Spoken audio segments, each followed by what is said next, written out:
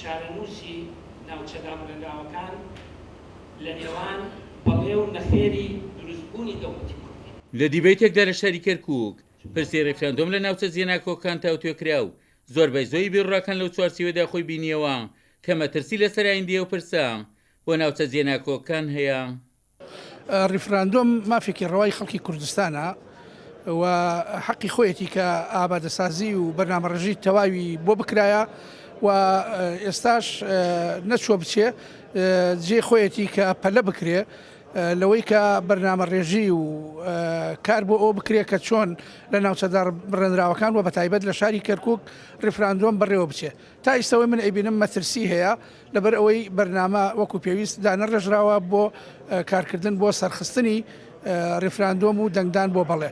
دیارە بۆ بڕاردان لەسەر هەر پرسێکی چارەنووساسی لە ناو کەرکووک ناوچە کوردستانەکانی دەروهرێم زۆر گرنگە هەلومەرجی سیاسی ئابووری ئەمنی کۆمەڵایەتی لەبار بێ بۆی پرسێکی گرنگ ئەنجام بدرێ. ئەوەی کێسا دەبین بۆ پرسی ڕێفراندۆم ئەم هەلومەرجانی کە باسمان کرد هیچی زمینە سازیەکی تەواوی بۆ نەکراوە لە ناو شاری کەرکووک و لەبار نین. بۆیە ئەنجامدانی پرسی ڕێفراندۆم بێ ئەوەی ئەو هەلومەرجە لەبار بێ مەترسیەکی گەورە لەسەر کوردستانی بوونی ئەم ناوچانە دروست دەکا و بۆیە نابێ لایەنێکی سیاسی تاکڕەوانە بریارێکی ئەوها گرنگ بدا ئەم بریارە پێویستی بۆیە سەرجەم لایەنەسیەکان بە خۆدا چوونەوەی بکەن.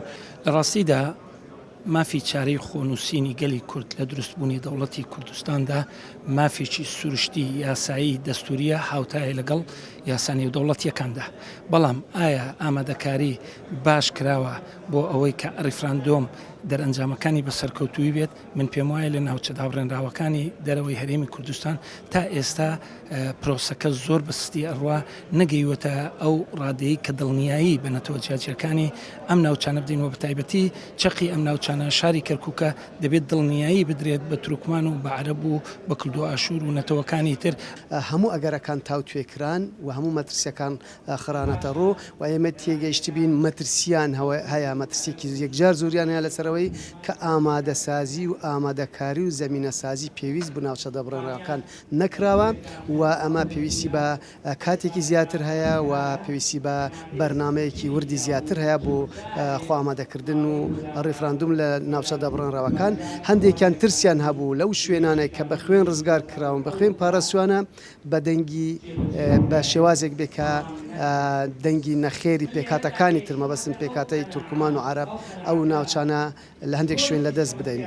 ئەندامێکی ئەنجومەنی نوێنەرانی عێراقیشڕای گەیان هیچ ئامادەکاریەک بۆ ڕیفراندۆم لە ناوچە زیێناکۆکان نەکراوە و ڕاشی گەیان خەمساردی لە ئاسپرسێکی لەو جۆرە جێگەی مەترسیە.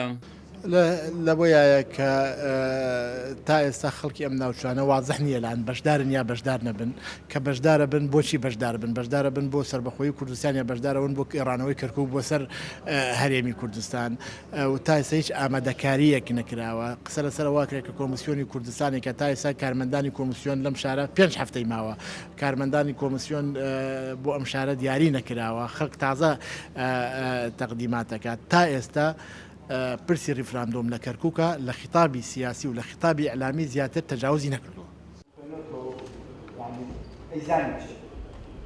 وەک بەشداربوونی دیبەیتەکە ڕایان گەیان ئەنجامدانی ڕیفراندۆمێک بانگەشی بۆ دەکرێ ئەستەمە لە ناوچە زیێناکۆکان ئەنجام بدرێت بە تایبەت کە کەمتر لە 100 ڕۆژی ماوە و هیچ ئامادەکاریەک بۆ ڕیفراندۆم لە ناوچە زیێناکۆکان نەکراوە.